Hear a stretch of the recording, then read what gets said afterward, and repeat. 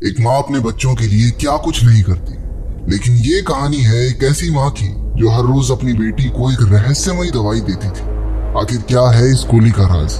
Film की शुरुआत होती है एक हॉस्पिटल के ऑपरेशन थिएटर से, जहाँ कुछ डॉक्टर्स समय से पहले जन्मे एक नवजात शिशु को बचाने की कोशिश में जुटे थे। कुछ देर बाद बच्चे की माँ डायन शर्मन को बच्चे की हालत देखने के लिए बुलाया जाता है।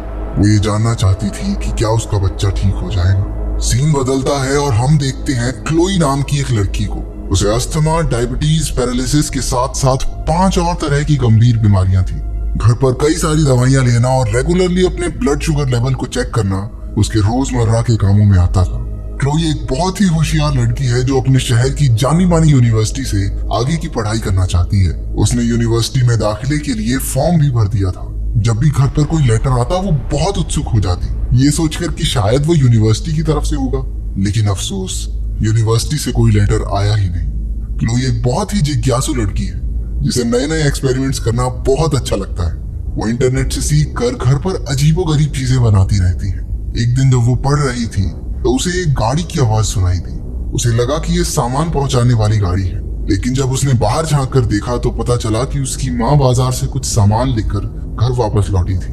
उसकी माँ फोन पर किसी से बात कर रही थी। इस दौरान उसने डब्बे में झांक कर देखा और उसमें से कुछ चॉकलेट्स निकाल ली।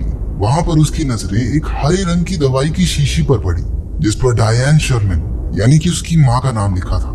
लेकिन उसके हिसाब से तो उसकी माँ को कोई बीमारी नहीं थी। तो आखिर ये दवाई है किस चीज की? रात को क्लोई की माँ सोने से पहले उसे कुछ दवाइयाँ देती है। क्लोई तुरंत पहचान गई कि उन दवाइयों में एक हरा कैप्सूल भी था जो उसने पहले देखा था। उसने इस बारे में अपनी माँ से पूछा, लेकिन वो कहती है कि असल में क्लोई की ही दवा है और शीशी पर दुकान वाले दवाई खरीदने वाले का नाम लिखते हैं। क्लोई उसकी माँ के इस जवाब से पूरी तरह संतुष्ट नहीं थी, लेकिन अपनी माँ पर भरोसा करते हुए उसने अपनी दवाई ली और सीधा सोने चली।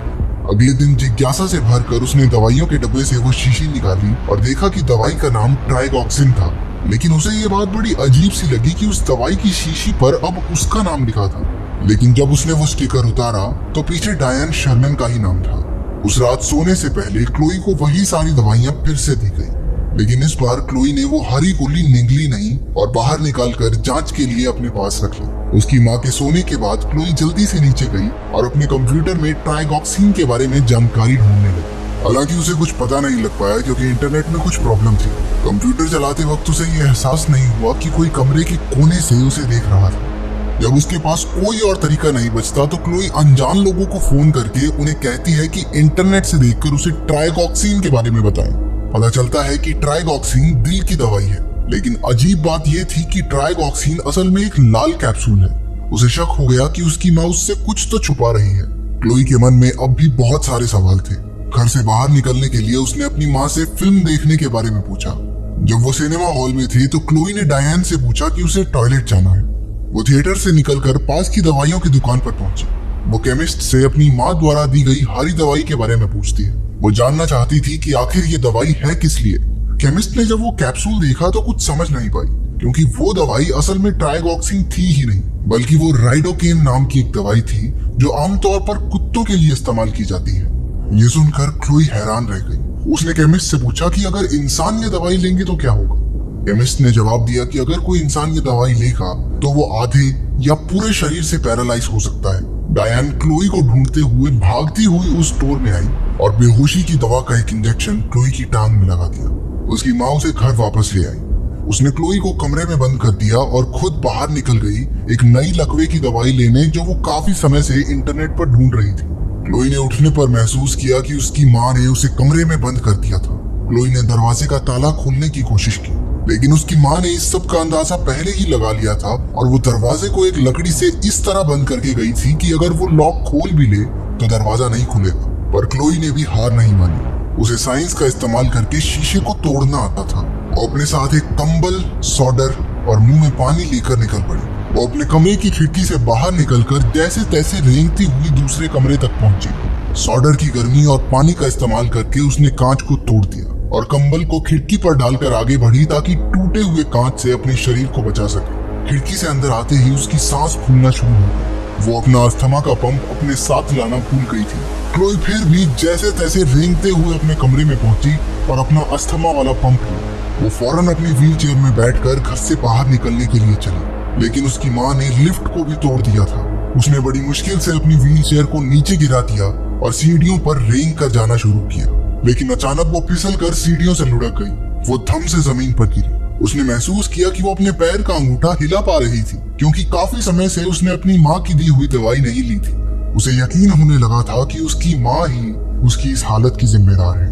क्लोई फौरन अपनी व्हील चेयर में बैठकर घर से बाहर शहर की ओर जाने वाली सड़क पर चली। तभी उसे एक गाड़ी के आने की आवाज सुनाई देती है। क्लोई को डर था कि ये उसकी माँ की गाड़ी होगी, इसलिए वो तुरंत झाड़ियों के पीछे छुप गई। पता चला कि वो गाड़ी डाकिया की थी जो उनके घर एक चिट्ठी देने आया था। क्लोई अचानक से सड़क पर आई जहाँ उसकी गाड़ी से टक्कर होते होते बची।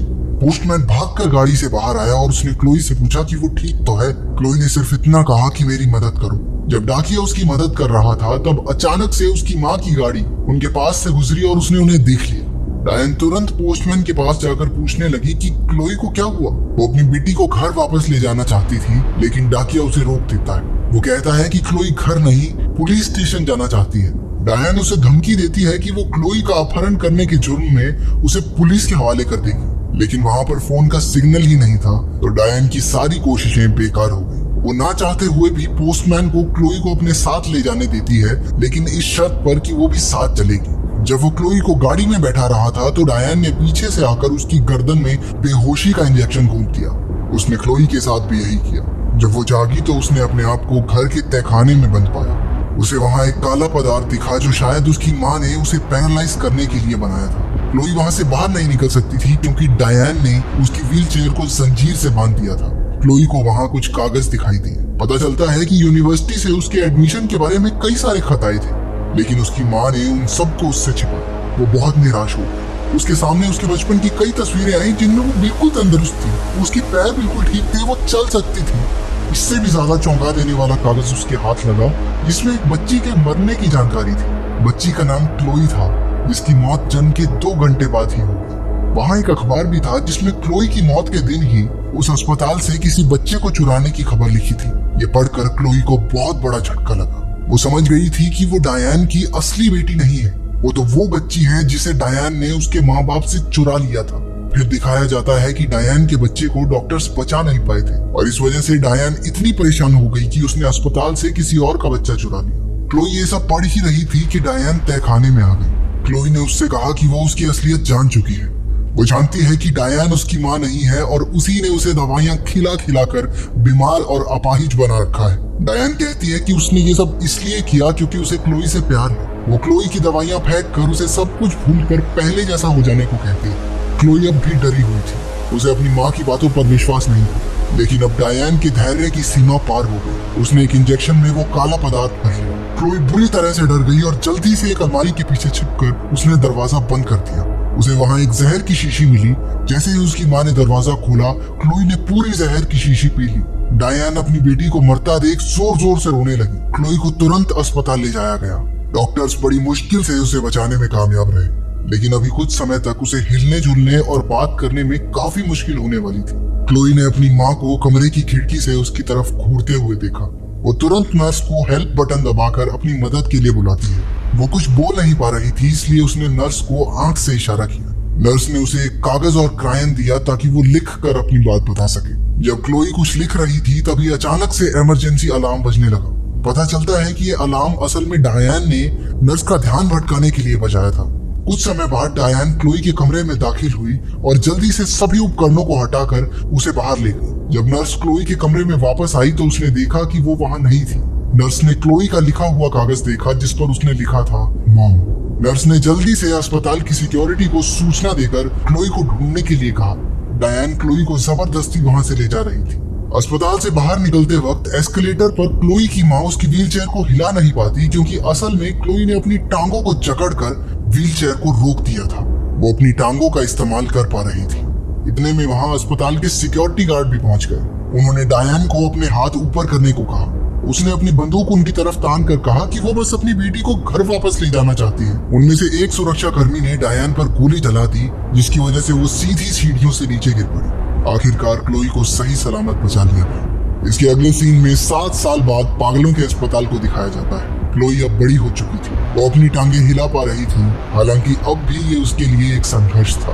वहां पर क्लोई डायन से मिलने आई थी। क्लोई उसे बताती है कि उसके असली परिवार के साथ उसकी जिंदगी बहुत अच्छी बीत रही है। उसके अब कई सारे दोस्त हैं और उसने अपनी पसंदीदा यूनिवर्सिटी से पढ़ाई भी पूरी कर ली। वो बताती है कि उसकी टांगे पहले से काफी बेहतर है, लेकिन ये इससे बेहतर हो पाएंगी या नहीं ये कहा नहीं जा सकता। जाने से पहले वो अपने मुंह से कुछ बाहर निकालती है। ये वही कुत्तों की दवाई थी जो डायन उसे दिया करती थी। क्लोई ने बड़े प्यार से उससे कहा, माँ मैं तुमसे बहुत प्यार करती हूँ, चलो अब मुंह खोलो। इस खौफनाक नजारे पर फिल्म खत्म। अगर कहानी पसंद आई तो वीडियो को लाइक कर देना और ऐसी ही अनोखी फिल्मों की कहानियां सुनते रहने के लिए सब्सक्राइब।